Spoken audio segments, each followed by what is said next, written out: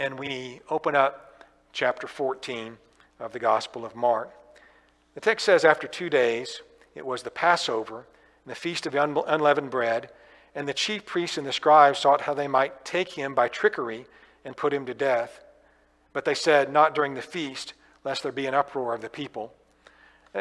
In the picture that you see on the screen, there's a gathering of Jews during a festival time in modern times.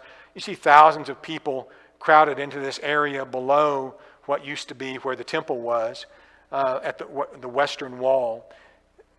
This is just a small sampling of what it would have been like during the Passover in Jesus' day. Again, there were hundreds of thousands of Jews, maybe well over 1 million, pressed into this very small area, shoulder to shoulder. I mean, if it were an aquarium and there were fish in it, they'd have to take turns swimming. That's how compacted they were. So these people, crowds, many of them adoring Jesus, and the leaders of the Jews don't want to take Jesus during this time. They're concerned about creating an uproar with so many people being in the city who loved Jesus and who were loving the teaching that he was doing. So they're going to seek a time away from the crowds when they can take him down.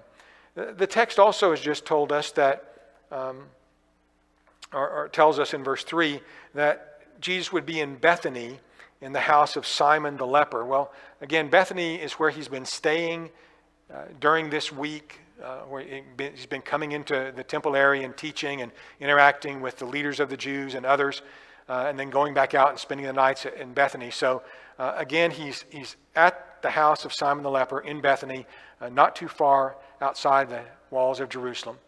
And then we open up in verse 3, and it says, being in Bethany at the house of Simon the leper, he sat at the table, and a woman having an alabaster flask of very costly oil of spikenard, she broke the flask and poured it on his head. But there were some who were indignant among themselves and said, why was this fragrant oil wasted? For it might have been sold for more than 300 denarii and given to the poor. And they criticized her.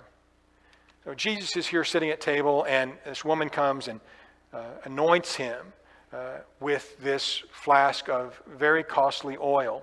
According to John's Gospel, Mary, Martha, and Lazarus were also there, and it was Mary, according to John's Gospel, who was the one who anointed Jesus. Again, the observers criticized Mary. John's Gospel tells us that Judas took the lead in that. They said that she had wasted the oil. The oil could have been sold again for 300 denarii. A denarius was 1 day's wages for a working man, so 300 denarii would be an entire year's wages for a working man. You might wonder, how could a flask of oil possibly be that expensive? Well, oil of spikenard comes from a plant that only grows in the Himalayas at a pretty high elevation. And the oil is distilled, I believe, from the root of that plant. You can imagine back in Jesus' day, you have a plant that's up in the Himalayas, and somebody takes the time to distill the oil out of it, and then it's got to be put on a camel or something and brought all the way to Jerusalem. Can you imagine the labor cost that's involved in that, besides the oil itself? So, again, a year's wages wouldn't be out of the question for a good-sized flask of this oil. It was costly, and yet Mary anoints Jesus with it. Jesus does not allow her to be rebuked and criticized. It says in verse 6, Jesus says, let her alone. Why do you trouble her? She's done a good work for me. For you have the poor with you always, and whenever you wish, you may do them good. But me you do not have always. She has done what she could. She's come beforehand to anoint my body for burial. Assuredly I say to you, wherever this gospel is preached in the whole world, what this woman has done will also be told as a memorial to her.